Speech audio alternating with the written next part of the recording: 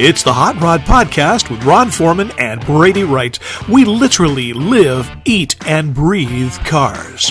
Thanks for joining us on the podcast today. Make sure that you hit the subscribe and the like button, mash the notifications on so that you'll know every time we put a new show together and bring it to you here on YouTube. Time to get going. Let's see what's happening this week.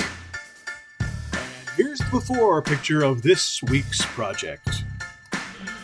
Well, here's a clean garage in preparation for the 6-volt to 12-volt conversion for the 41 Dodge today. We're using this kit from Vintage Auto Garage, and it comes with just everything you need, including the spark plug wires and ignition, and all the resistors and everything else. There's a coil in there, and the new power guys. So we're going to be working on this throughout the morning, and we'll show you some video of that in a little bit. No, it isn't. Don't. Well, you pulled that bolt out. No, this one just came out. I mean, it's, yeah. Oh, yeah, I see. Yeah. Hi. You did notice I had a jacket? Yeah. I went over to that thing to figure out where we're going to go for runs this year. Yeah. And the question was asked, Smitty, when are you going to do? Yeah. I'm like, okay, let's talk about it.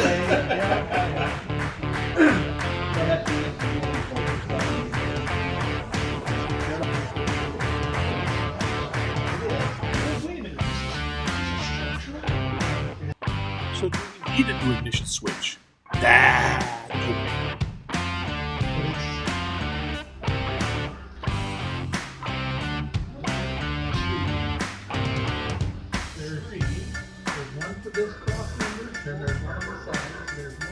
I grabbed a car, did absolutely nothing. I think I could just Put the battery see in. what size this is.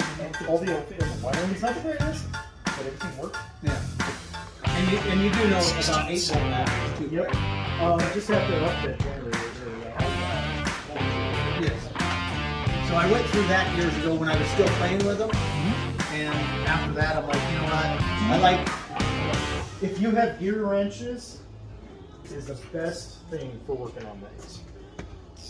So I went to going 12-volt only because headlights, taillights, stuff like that. Because I drive them at night at 6-volt.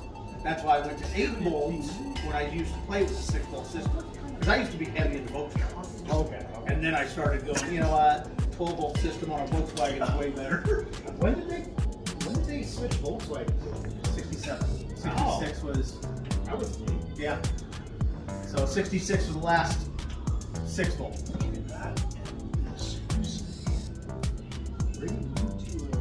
That is where, before they changed all their rules, about phone parts and their insurance and everything, that's where I could go and just disappear for a day.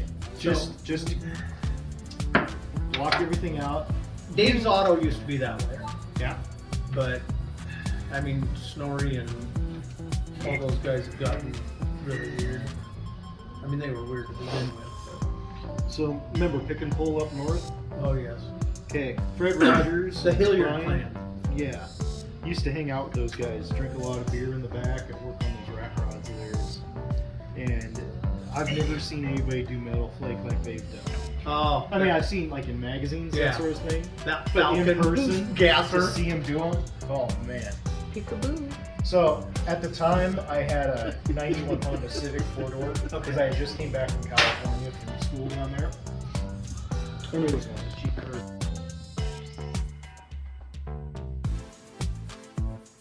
Change the rear end, I'm underneath the front clip, right, to match the track width and everything. I said, okay, what if we just chopped it, took the frame from the firewall forward, engine, trans, rear end. No, the thing was just. He goes $400. I said, cut. Wow. Yeah. Okay. When I See, the cool thing about those guys, when they were open, you could actually go out there and cut a frame clip off of something. actually hang on here, I know you. The coolest thing about all this is when I went to put that rear end underneath the 51, they're old coil springs. Yeah. It was only about an inch wider. 12 millimeter up here. Yeah. So all I did was tip those coils in. Oh, okay. Perfect. Perfect. It's crazy that Buick still, ran coil spring rears. That cruciform frame this. that they basically ran from the 36 all the way through the 40s into the 50s, modified a little bit, goes into the 60s and almost So into we the have 70s. 267 Buick kids rode for great. Halloween. Oh, wow. My grandpa was a Buick. Yeah, how'd you do on your side? I mean, the sad thing is, I don't that's think why we I had like that the many. 58 We did have a four-door lot, but hardtop. it wasn't that. Because that We was my had a lot grandpa that came had. in here like over. So there's why I found it. We didn't. Literally, see the show, ran out. dug it out of the And ground. we shut the doors. And that And tire we turned off back, the lights. that Yeah. white wall was still holding it. That's the one that's on the left front. Because the two bulged out a little bit out of the hole. Nice. Stab and put air in it. You see the edge. Oh, yeah. And from here, he's got a rat rod, or a hot rod, I don't know what it's Yeah. Why didn't you talk about it? I don't know. I should use that now, probably. It is a 29 or 30, I think it's a Dodge, but it's all slammed and smacked and all that stuff. Now we used to have videos on this. Available right now.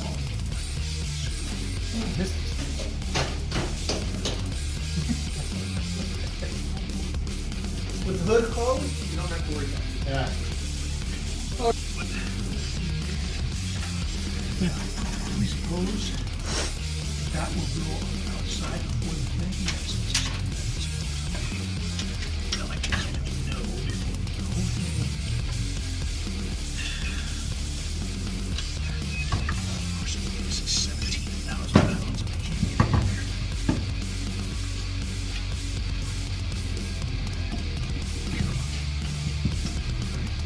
Doesn't like me. There. This isn't any too slick, is it? Still amazing how they have a Zuzu work for that. What's that? Oh, that So, yeah. chassis? What the hell is that? See, and all these years, I've got friends that are like, so why do you pick a different chassis? And I'm like, then you modernize it and you can buy parts anywhere. Yeah. True fact. I mean, you're driving your 41 Chrysler with stock suspension and stuff, and you lose a wheel bearing, how do you fix it? It's not that easy. Especially if you're in Montana, Oh, we can have that in a week. That's why I started doing modern drivetrains on my stuff, just because I can, yeah. I don't know if you want to put anything on that. I don't care. I want to put something on it that will work.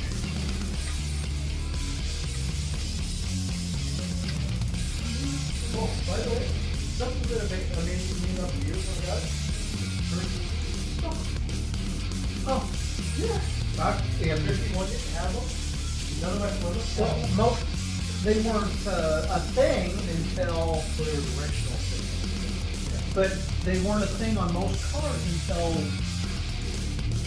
53, I think. Because, like my dad's 49 Chevy, it had aftermarket turn signals on it. So what are you fitting there, Brady? No, somebody added it. I think that Brady? that's a great one. So that car might have been built for a big city somewhere. Look at what I got here. I just turned it upside down. Yes. And see, it's got just. But see, now it's got a crank on it this way. This way. You're awful picky. I see what you mean. I mean, I understand. So, But I'm just thinking this, a rainbow arc. yeah, that's here. why, like I said. So if the you- length is good. If you had James build it, that's what you need right there. Pretty much flat, too. Like, So, I mean, it's still going to need the step in it because a piece of flat's not going to. Well, that's the end of part one. Stay tuned for part two. That's it for this episode of the Hot Rod Podcast. Be sure to like and subscribe to our show, and we appreciate it if you smash those notification buttons too, so you'll know when a new one drops. For Ron Foreman, I'm Brady Wright. This has been the Hot Rod Podcast. We'll see you on the next one.